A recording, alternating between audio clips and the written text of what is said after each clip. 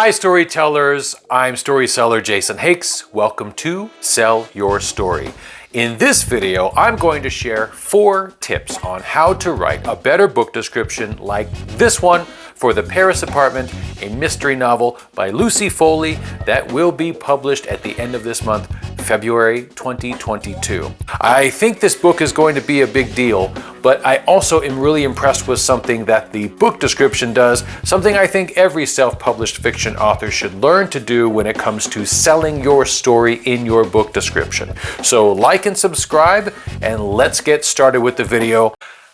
As you patiently await Season 2 of Only Murders in the Building, cozy up with Lucy Foley's latest whodunit parade. Exceedingly clever book list. From the New York Times best-selling author of The Guest List comes a new locked room mystery set in a Paris apartment building in which every resident has something to hide.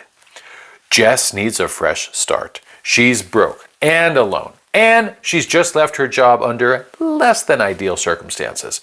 Her half-brother Ben didn't sound thrilled when she asked if she could crash with him for a bit, but he didn't say no. And surely everything will look better from Paris. Only when she shows up to find a very nice apartment, could Ben really have afforded this? He's not there. The longer Ben stays missing, the more Jess starts to dig into her brother's situation and the more questions she has. Ben's neighbors are an eclectic bunch and not particularly friendly.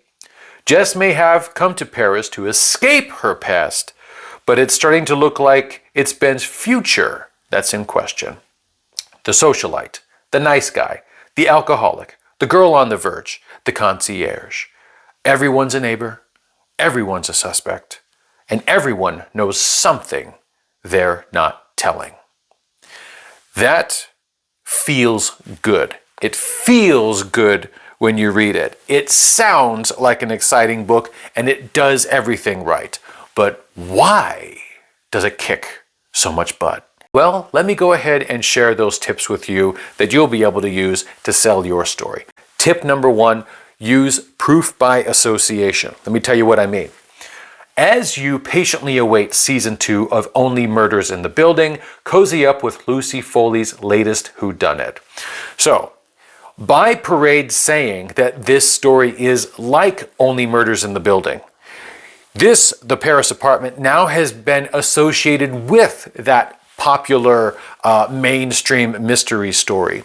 In making that comparison and associating this story with that one, you are suggesting that the story is similar, which you have an apartment building with a crime and everyone's a suspect, but it also suggests the tone that you will be feeling as you read the story. Sometimes it can feel weird to write that yourself, to say that your story is like something that's awesome and amazing, but if someone does it for you in their testimonial, it's a lot easier to use it and you don't feel like you are overstepping. Go ahead and use proof by association yourself, or if you get a review and someone makes an association for you, by all means, please go ahead. Proof by association. It's a great way to connect your story to something else that people are already looking at and thinking about.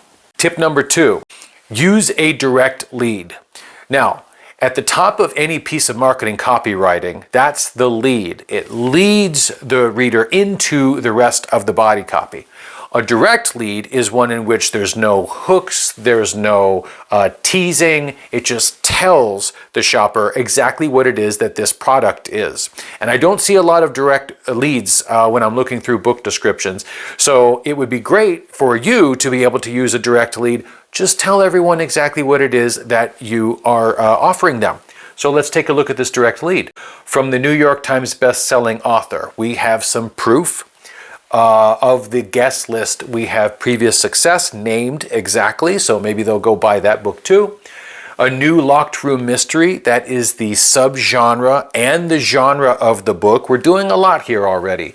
Set in a Paris apartment building, it gives us the setting, not only of the country, but also the city, and now we're inside this particular building, in which every resident has something to hide. There is nothing left to tell you about this story when you use a direct lead like this, except the details. But this is enough for a lot of people to become interested. Paris is intriguing. Whodunits are intriguing. The fact that you have a New York Times bestseller telling you this story. Direct lead. Some people, they'll never read anything else. That will be enough for them. But for everybody else, we have more in store in the rest of this book description. So tip number 2, use a direct lead. Tip number 3 is use an emotional roller coaster. An emotional roller coaster. Seems like a natural fit, the ups and downs of your character's journey and their story, but if you give us a preview of that in the book description, a lot more people will read your books. So let's take a look at the emotional roller coaster we have established here. Jess needs a fresh start. She's broke and alone, and she's just left her job under less than ideal circumstances. We're being introduced to Jess at a down point. She's at a pain point in her life. There's nowhere to go from here but up. Her half-brother Ben didn't sound thrilled when she asked if she could crash with him for a bit, but he didn't say no, and surely everything will look better from Paris. Now we have hope. Now we have a new location in moving. Maybe there's a transformation. Paris is the thing where good stuff happens. So we started down here. Now we're up here with hope and a change in location. But what happens? The roller coaster takes another dip. Only when she shows up to find a very nice apartment could Ben really have afforded this. He's not there. New confusion, new problem, right? Missing person. Now here's the other thing. When you hit the bottom of a roller coaster, you gotta swing that puppy. You gotta make people really feel like they crashed down. And to do that in marketing copywriting, it's called agitating the pain point. We introduced pain, we relieved it, we introduced it again, and now we're going to make it worse. The longer Ben stays missing, the more Jess starts to dig into her brother's situation, and the more questions she has. Things are getting worse emotionally. Ben's neighbors are an eclectic bunch and not particularly friendly. That makes things even worse. Jess may have come to Paris to escape her past, but it's starting to look like it's Ben's future that's in question.